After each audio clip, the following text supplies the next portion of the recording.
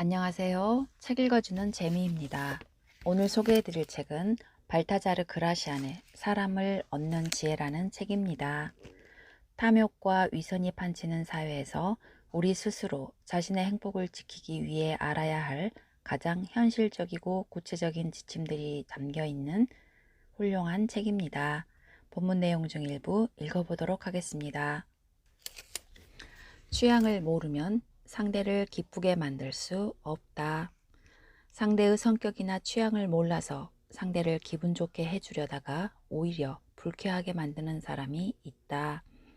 어떤 사람에게는 칭송이 되는 행위가 다른 사람에게는 모욕이 될 수 있고, 어떤 사람에게는 유쾌하게 받아들여지는 행위가 다른 사람에게는 기분을 상하게 만드는 행위가 될 수 있다. 상대방의 취향을 모르면 애써 노력하고도 오히려 좋지 않은 결과만 얻는다. 지나친 호의는 짐이 된다. 상대가 갚을 수 있을 만큼만 호의를 베풀고 지나치게 많이 주지 마라. 지나치게 많이 베푸는 것은 주는 것이 아니라 파는 것이다. 상대에게 은혜를 갚으라고 채근하지도 마라. 도저히 은혜를 갚을 수 없다는 생각이 들면 상대는 자존심을 지키기 위해 당신과 아예 연락을 끊어버릴 수도 있기 때문이다. 반대로 상대와 관계를 끊고 싶다면 지나친 호의를 베풀어서 그의 마음에 과도한 짐을 지워주어라. 그러면 대부분의 사람은 불평등한 관계가 계속되는 것을 견디지 못하고 당신을 피하게 될 것이다.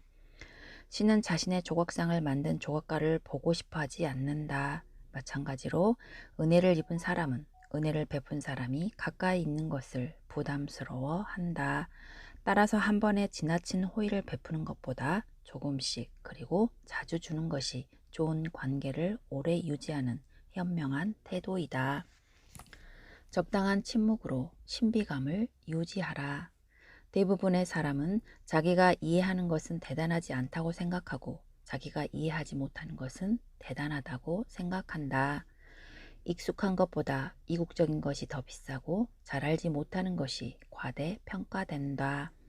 마찬가지로 사람들은 당신에 대해 신비감을 느낄 때 당신을 더 높이 평가한다. 따라서 좋은 평판을 얻으려면 자신에 대해 지나치게 자세히 설명하지 마라. 당신이 하는 말의 의미를 알아듣되 당신을 비판할 기회를 주지 않을 정도가 적절하다. 대부분의 사람은 자신이 왜 칭찬하는지 이유도 모르면서 잘 알려지지 않은 것이나 신비로운 것을 숭배한다. 할 말과 안 할 말을 구분하라. 우리는 어느 누구도 완전히 소유하지 못한다. 혈연이나 우정 같은 가장 친밀한 인간 관계뿐만 아니라 직업적으로나 사회적으로 상당한 의무를 떠안는 관계에서도 서로를 완전히 소유하거나 소유될 수는 없다. 완전한 신뢰와 완전한 소유는 다르기 때문이다. 아무리 친한 친구 사이에도 지켜야 할 것이 있고 부모 자식 간에도 말하지 않아야 할 것이 있다. 어떤 사람에게는 털어놓고 다른 사람에게는 감춰야 할 것이 있고 그 반대의 경우도 있다. 따라서 우리는 어떤 것을 털어놓고 어떤 것을 감출지 그때그때 사람에 따라 구분할 줄 알아야 한다. 이러한 이치를 깨닫지 못하면 어떠한 인간관계도 깊은 신뢰로 이어질 수 없다. 공감의 영향력은 마법만큼 강력하다. 다른 사람의 생각을 알아보고 동조하는 것, 즉 공감하는 것은 열린 마음을 가진 사람만이 할 수 있는 특별한 경험이다. 공감에는 마음과 마음을 일치시키는 신비한 힘이 깃들어 있다. 공감의 영향력은 이러한 경험을 하지 못한 무지한 사람들의 마법이라고 부를 만큼 강력하다.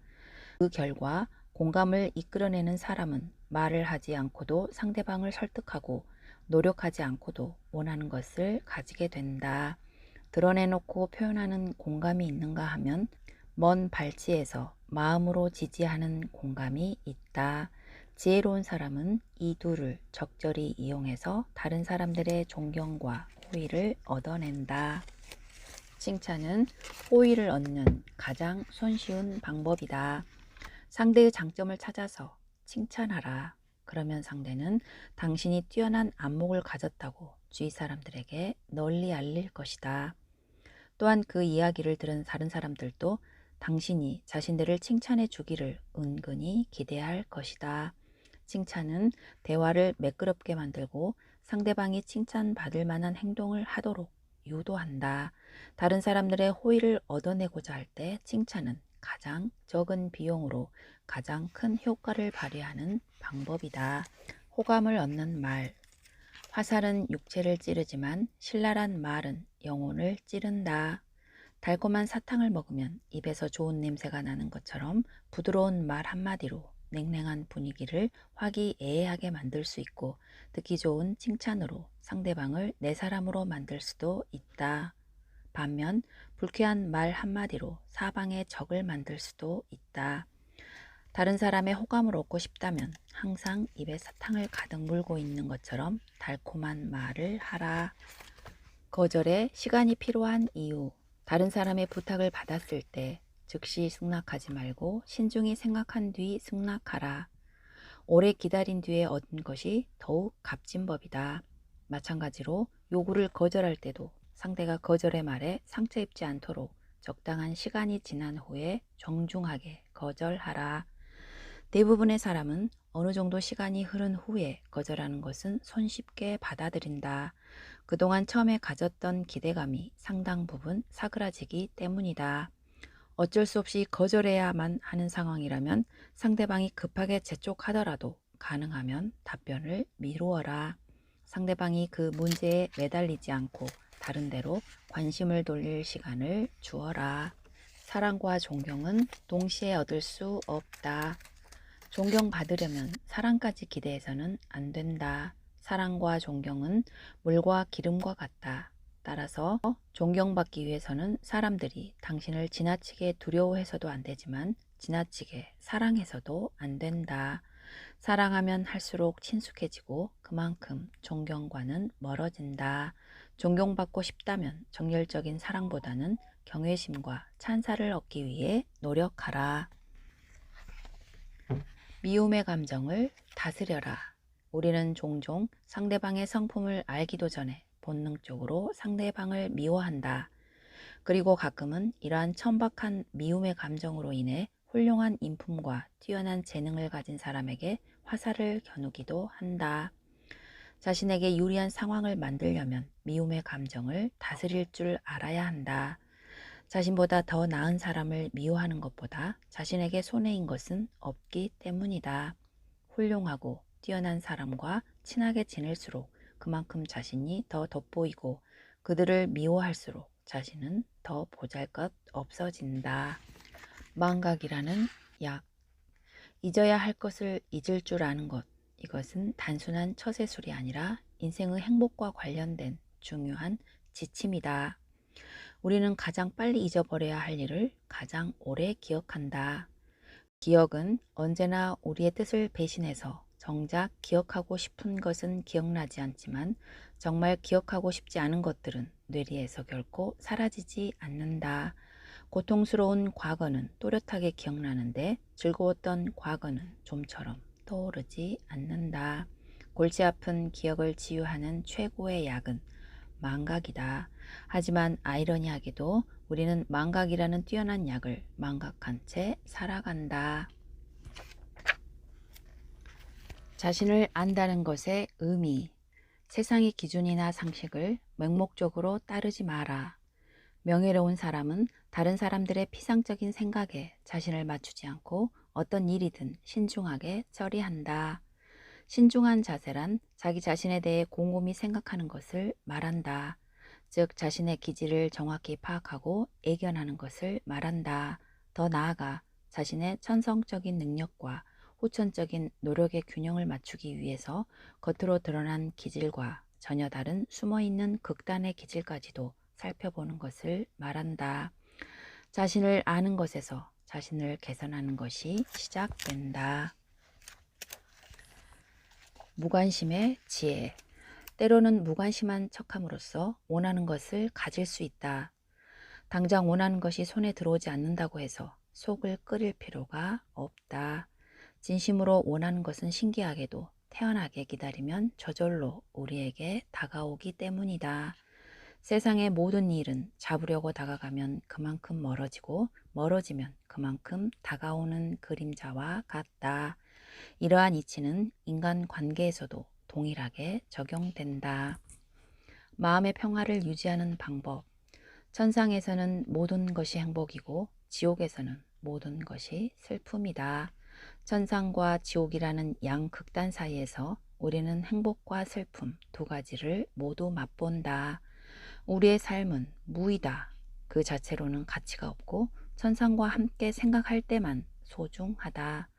따라서 세상의 변화에 무심한 자세를 가지는 것이야말로 마음의 평화를 유지하는 가장 지혜로운 태도이다. 지혜로운 사람은 새로운 것에 관심을 갖지 않는다.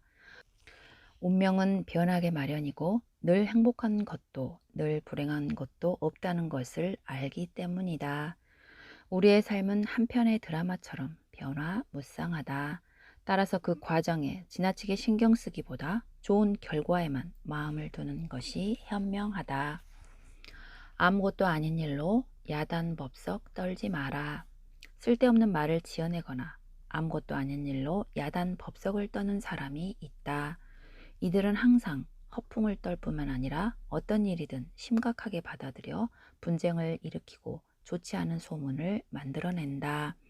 모르는 척하고 지나쳐도 될 일을 마음에 두는 것처럼 어리석은 것은 없다. 처음에는 잔뜩 겁먹었던 일이 그냥 내버려 두면 하찮은 일이 될 때가 많기 때문이다. 쉽게 처리할 수 있는 일도 섣불리 손을 대면 오히려 상황이 심각해진다. 가벼운 병을 치료한다고 손을 댔다가 오히려 병을 악화시키는 어리석음을 범하지 마라.